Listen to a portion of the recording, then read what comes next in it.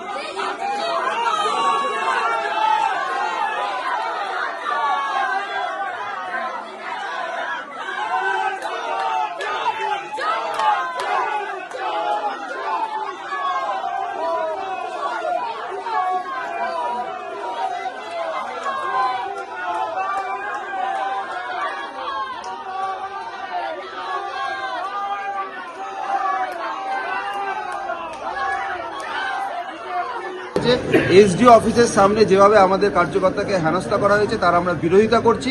আর আমরা ইমিডিয়েটলি এই বিধায়কের এবং তার গুন্ডা বাহিনীর অ্যারেস্ট চাই, যারা এই কোর্ট প্রেমিসেস এই কাজটা করলো। আর যতক্ষণ না পর্যন্ত এর বিধিত হবে ততক্ষণ পর্যন্ত আমাদের কার্যকর্তারা সিদ্ধান্ত নেবে যে আগামী দিনে কি আন্দোলন করতে চলেছে। এসডিও কি বললেন?